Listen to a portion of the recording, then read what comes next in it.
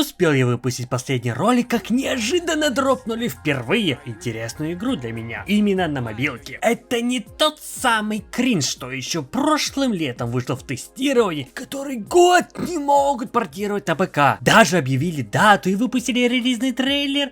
Но...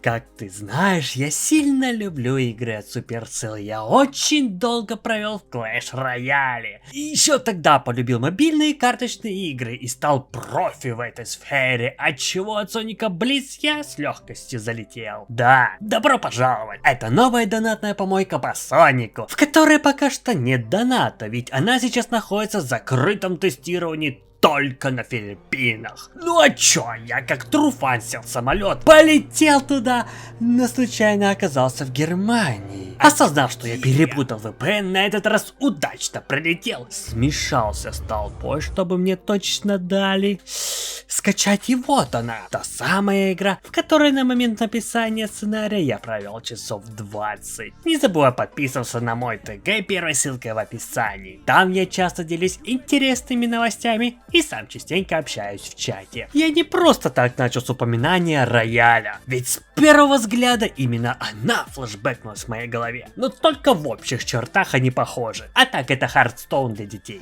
Вообще это карточная игра, и картами мы сражаемся с соперниками, хотя за все те катки, что были мною сыграны, PvP на начальном этапе редко случается. Обычно ты настакиваешь показатели карточек и пробиваешь ими защиту соперника. О, даже я уже задушнился это озвучивать и смотреть на этот скудный и однообразный геймплей. Но благо я знаю, как это исправить. Ща.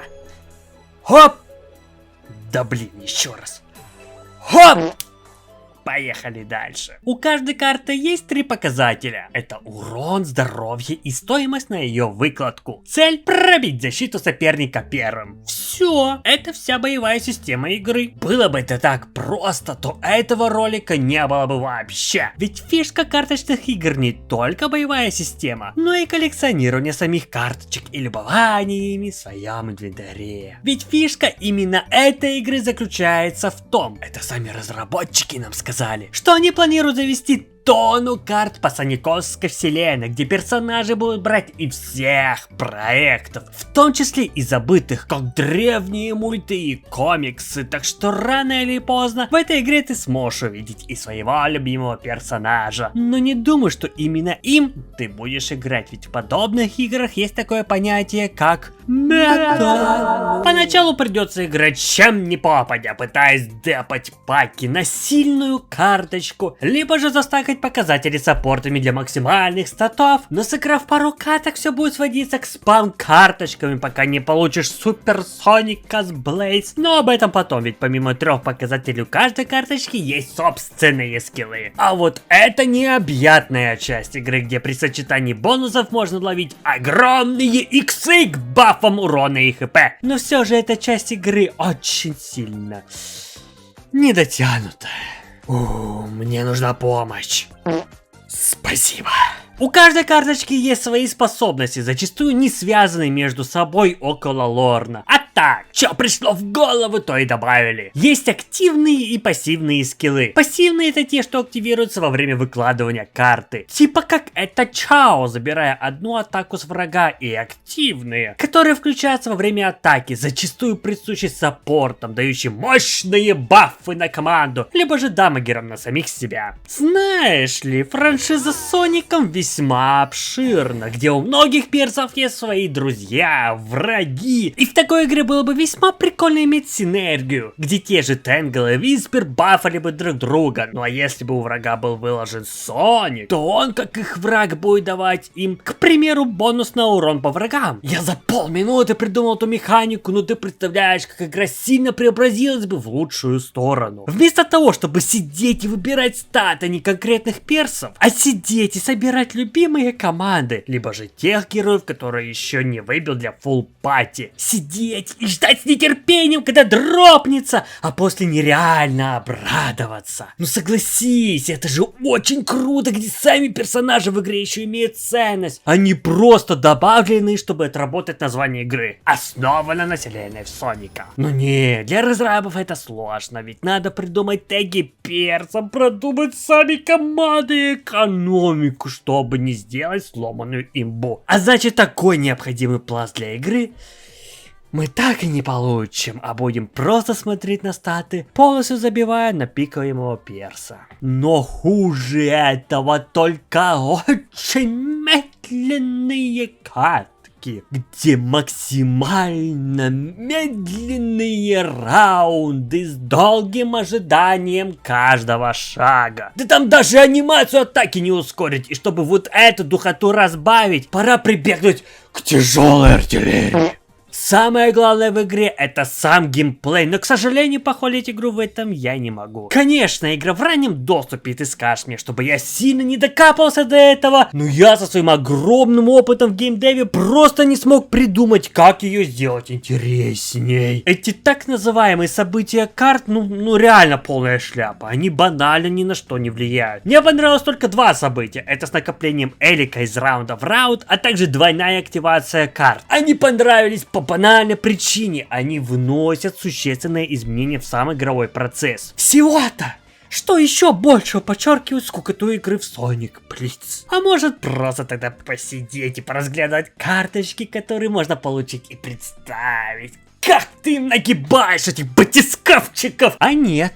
Неразблокированные персонажи просто невозможно посмотреть. Даже представить Unreal, что можно получить, ведь в игре помимо ванильных перцев есть еще их вариации со скинами. Как с тем же Сильвером, хотя о чем я? Все карты в этой игре, безлики же. Мы просто смотрим на статы, берем их, причем даже игнорируя некоторые показатели полностью. Чекаем только стоимость эликсира и урон, даже на защиту кладут все, ведь еще надо умудриться, чтобы противоположные карты столкнулись друг с другом, и защита хоть как-то сработала. Тут все-таки мета собирать дамажных перцев, соблюдая баланс эликсира. А за нее я сильно шарю, ведь я стал одним из самых первых, кто ее разработал. Короче, получаешь суперсоника, собираешь на столе любое дешевое говно, но не атакуешь ими. Кладешь желтого последний, либо предпоследний и атакуешь ею. В 95% это винкатка, пока у тебя хп после прокачки ака не достигнет 30 хп. Тогда просто берешь дешевых дамагеров, набиваешь четверку, чтобы застакать некоторые скиллы под максимум, по типу баф урона за тиммейтов. Ими атакуешь. Пока твой соперник будет стакать своего супер сосуна, ты просто раньше него сделаешь атаки и вынесешь вперед ногами. Причем с вводом новых перцев Суперсоник стал реально каким-то полным калом. Ведь некоторые из них все-таки имба. Да, зеленые флики на 4 урона с одной каплей, чтоб тебе в аниматроников сунули. Ой, это не та игра, хотя по факту смысл все же тот же самый. И вообще, может ты сейчас завоняешь, но для баланса самих карт, когда прям, хочется вести сильную карту, то добавьте редкость, ё-моё, это полезнее для игры, что разрабы могут вводить жестких персов, а также сделать фильтр от игроков, ведь получить ее будет все-таки сложно. Плюс доп-доход от донатеров, которые будут пытаться ее выбить, ну и святые додепы будут выбивать и на Акимото же. И когда выбиваешь нового перса, то вообще так-то пофиг на него. А наоборот, ты понимаешь, что тебе еще один род придется прокачивать. А он с уклоном в ХП! И настрадаешься им ты вдоволь. Да и вообще я не понимаю одно. У нас есть прокачка персонажа. И вот, так сказать, эффектные спецэффекты. Ну и графон. Так зачем вы делаете эту прокачку за ту же валюту, что и обычные карты? Ни один адекватный геймер визуал не будет качать, затормаживая свой же прогресс. Либо введите отдельную валюту, либо выпилите это, а то видя красивые карты противника, я все-таки больше ржу над ним, чем восхищаюсь и пытаюсь собрать последние гроши для покупки мишуры. И почему при прокачке персонажа я получаю вместо улучшений колечко? Чуваки, я реально не понимаю, к чему это. Основную часть колец получаем по мере выполнения испытаний, причем в хорошем количестве для книги прогресса. Так зачем нам эти колечки еще в прокачке персов суют? Ну просто для чего? Это ощущается как вложение в говно. Либо уберите колечки с прокачки героев, оставив только прогресс. Долгий, но одиночный прогресс. Либо же введите ту самую новую валюту для прокачки визуала карты, что я говорил чуть-чуть ранее. Этим же и визуал приобретет ценность, ведь для его получения придется долго гриндить и качать карту. А? Что скажешь, Такаши? Я тебе за бесплатно полностью продумал игру, что да как делать. Ну а ты на нее забьешь, естественно, и похоронишь, как и остальные свои продукты. Так что куда, через кого меня позвать руководителем этой игры, ты знаешь. Я бы уже кончил на этом месте. Ведь музыку я не трогаю в играх по Синему Ежу. Она всегда хорошая. Но это первая игра, где саундтрек я бы поставил бы все-таки грустные 2 из 10. Ну вы чё, разрабы Блицкрайга, вы даже локации подспидили из игр, но музыку не додумались. Ну банально, за главные темы локации уже ставьте, фанаты будут ссать кипятком от радости. Но нет, ставим скучную и раздражающую музыку, которую я 7-й катки полностью отрубив, почувствовав облегчение своим ушком и тишину. Я не стану говорить, что игра кал, это и так очевидно, но точно то, что для сырой игры она слишком сыра. Я бы назвал это пре-альфа-тест прокачек и боевой систему, ну потому что большего в ней ничего нет. Если ты будешь мне говорить, что она топ, то ладно, меня самого затянуло на часик, а потом началось мега отторжение от скуки и однообразности. Именно поэтому я сел, полностью продумал механику игры наперед, рассказал все о ней тебе в этом ролике, надеюсь, ты согласен со мной по таким выводам. Либо же в комментах поделись своими идеями, хоть Такаши давно на все по боку, но мне реально интересно почитать твои мысли, а может я вообще создал свою игру, уделав этот Sonic Slow, заставив наконец Sonic Team начать думать, что они очень посредственно относятся к своим играм, при этом заламывает ценник до таких высот, такой моему ЧСВ не достичь. А с тобой был Андрей Марас, подписывайся на мой ТГ и играй в хорошие игры. Ведь не зря я страдал и играл Sonic Blitz.